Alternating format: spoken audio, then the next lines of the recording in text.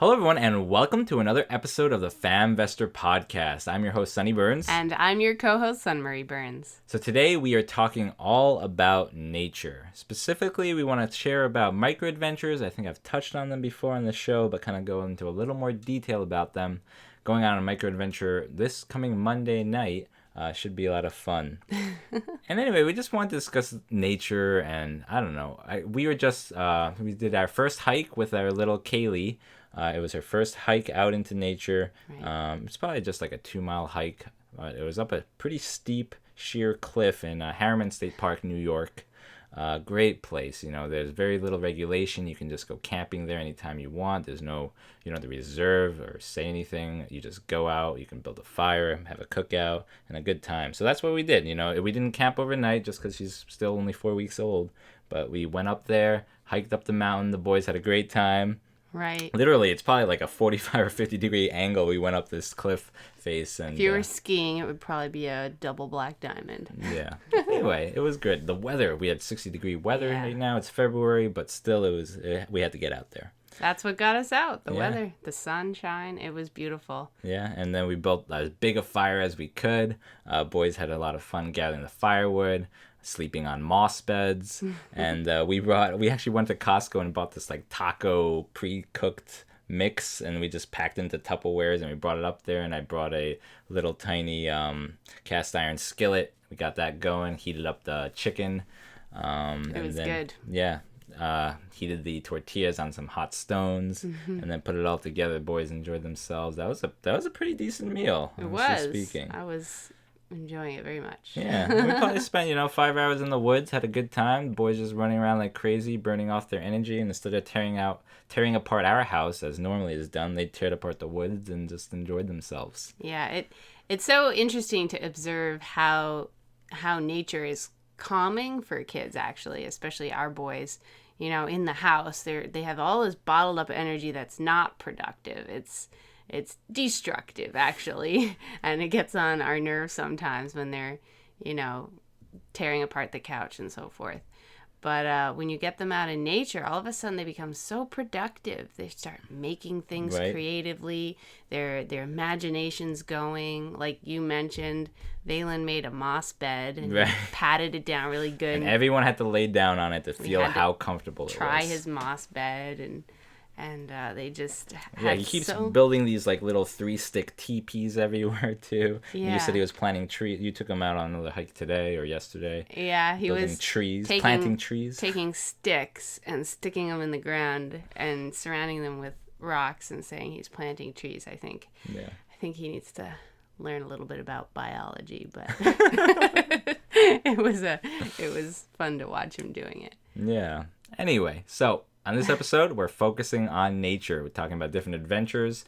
We've gone on MicroAdventures specifically, and also just little camping trips we have planned out throughout the season and why we're doing it and the cool places we're looking forward to going to. So without further ado, let's get to the show. You're listening to the FamVestor podcast. If you're looking to raise your family with intention, gain financial independence, and live a life of true freedom, you're in the right place. Join us as we explore together how to create thriving families, because strong families are the cornerstone for a world at peace. So, what is a microadventure? So a microadventure is really just a short overnight camping trip in the middle of a work week. So what we typically do, we've been doing this for the last 3 or 4 years as a guys group. We get together maybe once every month and we just go out into the woods. So this coming Monday, we're meeting up at Harriman State Park again in New York, just a state campground, state park. And we're just going to go right after work. I'm going to leave at 4:30, probably get to the woods by 5:30. And then we're going to hike in maybe a mile or two in, set up a fire, gather firewood, set up our tents. Probably going to bring tents because it's pretty cold. Sometimes we sleep on those stars, which is a tarp and sleeping bag. But it's probably going to be like around 30 degrees at night, maybe even a little colder. So a tent will be helpful. Anyway, and then one of us is in charge of food. Usually we pay him like $7 to $10 depending on what our budget is. He'll bring like brats and hot dogs and baked beans, hummus, pita bread, chicken nuggets we've done even before, corn, potatoes, garlic. We get pretty creative during our micro adventures and what we cook. banana boats, which is like a banana that you slice open and then you stuff with marshmallows and chocolate chips and then wrap in aluminum foil and you put into the coals of the fire. It becomes like a chocolate marshmallow banana pudding. It's really good. We've done some really cool things. Getting a grill basket's really cool because you can just stuff like a lot of hot dogs in there or brats in there or even chicken nuggets and then just toast them in the grill basket. So that's a good tool to have. But sometimes we bring even like cast iron skillets and stuff too. But you don't want to, and we don't hike too long. It's usually just like a mile or two in and, just a 2-mile hike out. Just far enough to get the sense that you're out in the woods. And no one's around you. And you can kind of build your fire, do what you want, talk about what you want, be in nature, immersed in there. I think it's a fantastic idea. I remember the first time you brought it up, I had never heard the term MicroAdventure before. I've heard of camping. I've done plenty of camping in my lifetime, but not MicroAdventuring. And so it was a new concept, and I've actually come to appreciate it quite a bit. I think you always come back renewed from that time with the guys, and it's a very wholesome thing. I much prefer that you do that than, go out on a Saturday or Sunday. Even if you were doing something like a baseball game or something, it takes a lot of time from the family. Right. And so I can appreciate that. A work week night is not a big deal for me necessarily, and once a month is totally doable. And that's like the main point of it. A lot of us dads, get super busy. And, you don't want to take away a Saturday or Sunday away from the family. But, a weeknight you could stomach, and you could encourage me to go once a month to connect, have some brotherhood, enjoy some manly conversations, manly fire building and cooking over a fire. And wilderness survival skills. Right. Just renew yourself and, connect with your friends because it gets hard to do that sometimes. Just the pace of life, you get busy. But making time for that, I feel like it's so important. And like you said, I always feel renewed after those kind of things. And we do some fun stuff. Sometimes it's just a matter of just talking over a fire and that being cool. But sometimes we hike out to a cliff jumping spot. We've done that and done some cliff jumping. And so it's just generally a good time. Breaks up the work week and something to look forward to for sure. So if anyone is into outdoorsy stuff and time is an issue, I definitely recommend MicroAdventures. Very cheap, like I said, it's like an $8 budget for food as long as you have like a sleeping bag and you go to a place that's free. Really you're just spending like $8 for the night, which you probably would have spent on your dinner meal anyway. Right. So definitely highly recommend that. We've done a couple MicroAdventures ourselves with the whole family, actually, with the boys, and just going out for one night and coming back the next day. Right. I mean, we love camping too, and the difference between MicroAdventure and camping obviously is the amount of planning and forethought and the length of stay out in the woods. But this is a nice way to not compromise, because sometimes maybe you don't have time to plan out a big elaborate trip and book something in a campground and, make an ordeal out of it. But you can still do this and build those memories and those moments either with your friends or with your family. Right.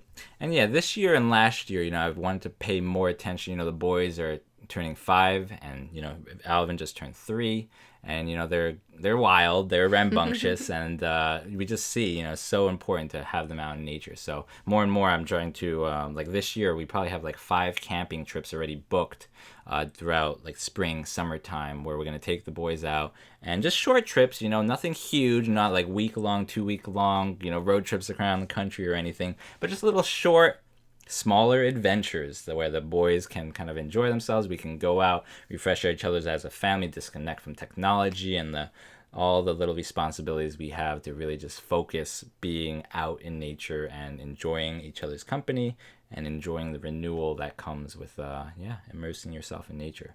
So some things we have planned. Mid-April, we have 3 days we have booked at Cherry Springs State Park. It's also called Dark Skies. State Park, and it's known for stargazing. It's like the darkest spot in the East Coast. Right, And that's going to be really cool. Right. So I schedule it for there's a meteor shower on there's a meteor shower going on there, and there's also no moon. So it's like the ideal conditions for stargazing. And me and Valen were talking back in the beginning of the years that we want to see like 58 shooting stars, I think it was. So hopefully we meet that goal by going on this trip. Anyway, looking forward to that. Again, that's only 3 days, so it doesn't take, I don't take much vacation time. We're planning around the weekend. And state campsites are so cheap. It's like $25 a night. And again, you're not in like a motel room. You're not getting all these amenities, but you bring your tent, you bring your sleeping bags, and that's pretty much it. And you pay $25 a night. And usually they'll have a facility. Right, you'll have showers, bathrooms, sinks, and showers. Yeah. And you make your fire, you could do your cookout, whatever like that. It's just a very wholesome experience where the boys can go wild. If you scream outdoors, it's fun. If you scream indoors, it's a headache. Right. So it's just a great way to let them vent and let them get their energy out and just enjoy with less aggravations. And one of the points you mentioned, which I think is really critical with going outside, is just the ability to disconnect from the busyness of your life. I think so much these days, there's so many demands on us, so many expectations and pressures from our work, from our lives, and it can be very stressful. It's a huge burden that we're carrying on our shoulders and in our minds all day long, and a lot of times we aren't even aware of the kind of pressure we're under until we step out of it.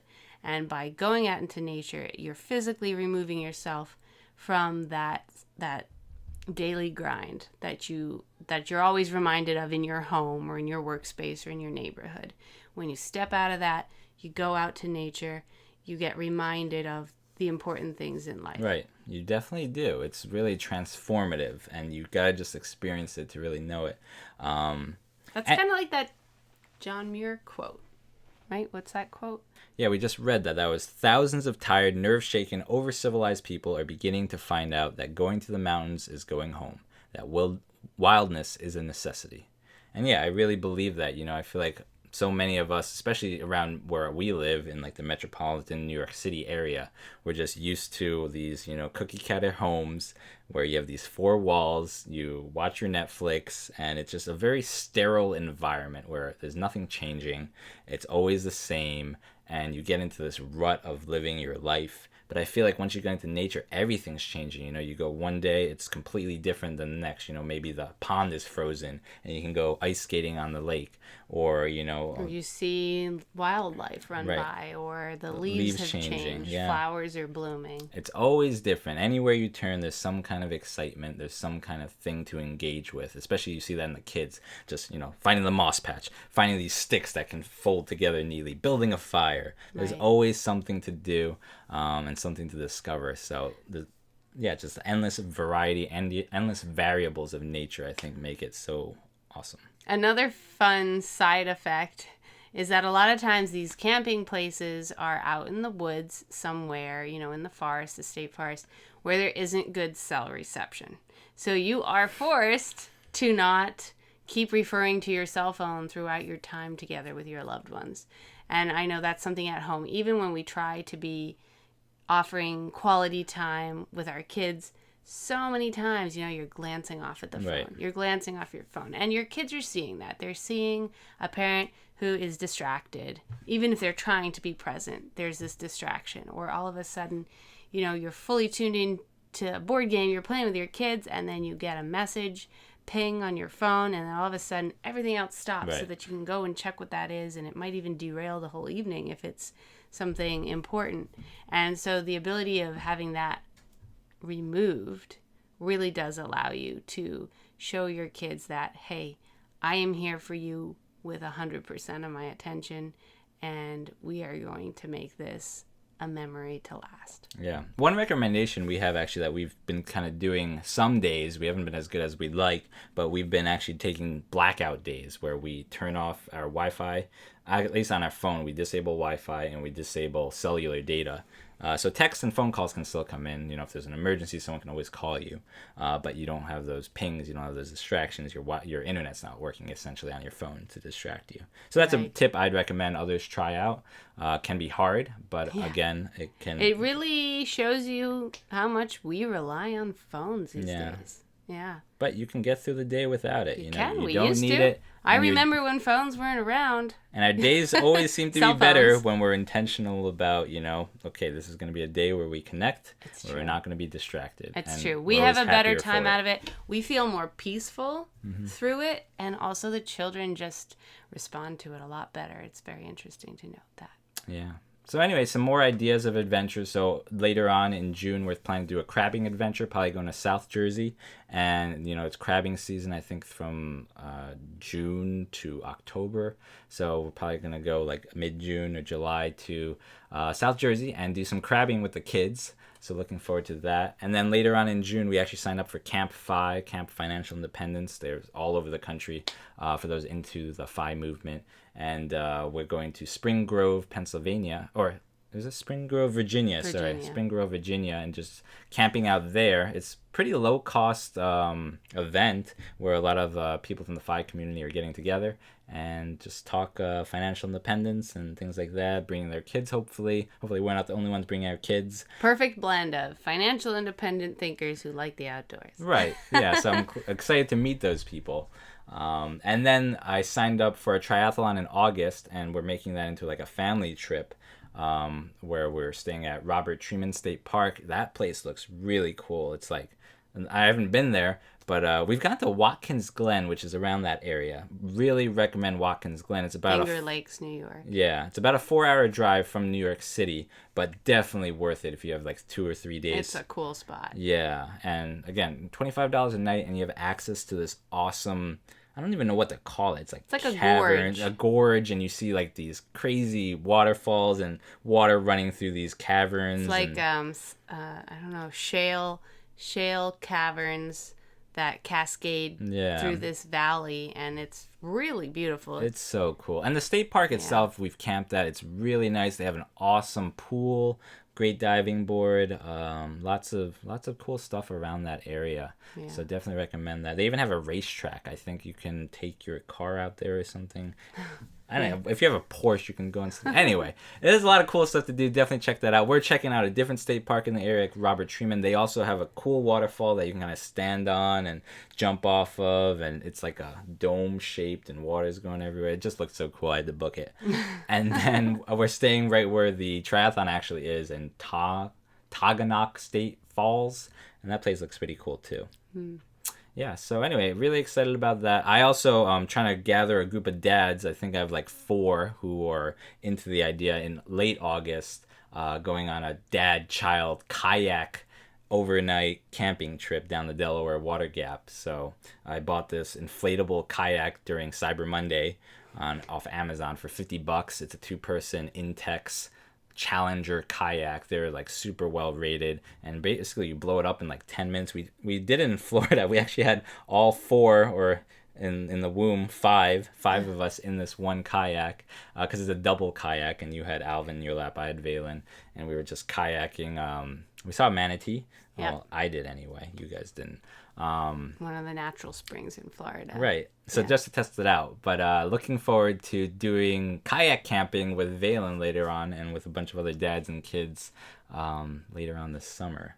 Yeah. So that'll be cool. I'm just trying to bring more adventure and excitement into our lives, and I mean, these are the things that are out of the ordinary. These are the things that your children can remember and cherish and, love or not. You deal with the elements. You deal with rain sometimes. You deal with bugs sometimes. And you got to learn how to deal with it and cope with it and say, hey, that's not so cool, but look at all this other great stuff we did. And I feel like these are the memories that make a life over time. And all these trips don't, maybe you're busy, and all these trips I plan are basically around like weekends and stuff. So I don't have to take vacation days, or maybe it's just 1 or 2 vacation days to extend the weekend a little bit. But you can have this, cool adventure, just a couple it doesn't have to be costly because it's all drivable for us. Right. We don't have to buy plane tickets. It's not this massive 2-week adventure in Thailand that you have to book or plan, which is cool too. But if you can squeeze in these little things that kind of refresh and build these family experiences, I think that's so important too. Right, and it really is something that anyone can fit into their budget, whether you have lots of money or funds are tight. It doesn't really matter. You can get out there and do this sort of enriching experience with your family. It really doesn't have to be a big ordeal. Keep it as simple or as complex as you like it. Grab a pack of hot dogs and some buns and head out on the trail, or plan a steak gourmet meal. You've done that on a few camping trips. You have a friend who's very passionate about. I have a coworker. He brought ribeye steaks into the woods, and these big buns, and we had ribeye sandwiches. Oh man, best food ever. But he's a little intense. It was like pre-marinated in Ziploc bags. He's done like camping trips where they walked in a goat, I think, and then anyway, I won't go into graphic detail, but they ate some mutton there. So maybe this all sounds exciting to you, but maybe you're not a camper. You can YouTube anything these days. And to get equipment, I recommend, going to REI garage sales. REI is an outdoorsy store. They have garage sales like, I don't know, once every 3 months or so, where like they have clearance items and you could just buy returned items for very, very cheap. And I've done that to get a lot of my gear. And really, all you really need, if you're going cold camping, you're going to need like an insulated pad. You're going to need a cold weather sleeping bag. But sometimes I just sleep out on a tarp too with a sleeping bag. You don't need that much. And to get tents, I bought tents through the garage sale or through, I like to use slickdeals.net, where you can find like cheap items and you can just set on an alert for a tent. We just use a Coleman Sundome tent. Usually it's like $100. I think we picked ours up for $50 on Slick Deals. So just set a saved alert for tent or the camping gear that you need. And I think my sleeping bag I bought off eBay. It's a North Face Cat's Meow. I love that sleeping bag. It's like a 20-degree sleeping bag. Super warm, super nice. Compacts real nicely down. Yeah, and don't overlook buying used. Craigslist, Facebook Marketplace, right. Especially for tents. Oftentimes they pop up all the time, or even hiking backpacks. Mm-hmm. If you want to buy one of those to carry your gear in, those pop up too. You don't need to spend $200 on a bag. $300, you can pick one up for a lot less. Yeah, I got a $300 REI. It was a Osprey Atmos 50-liter camping bag. I bought it for $80 at the REI garage sale. It's a $300 bag, and it was perfect. And then I went to a normal garage sale, and I bought some more of those hiking backpacks for $5 each. Right. So you never know what you're gonna find, and so it doesn't have to be expensive. It's a great way to really build great family experiences, really enjoy each other's company, and just connect with each other as people without anything else in between. So get out there. Don't let anything hold you back. Don't let time, don't believe that you don't have time for it. You can make time for this, even if it's just one night sneaking off and doing it and making some time out of your busy schedule. Yeah. It's totally worth it. We highly recommend it. You won't regret the moments you spent out in nature. Yeah, go on a MicroAdventure. Hope you guys enjoyed the episode. Godspeed.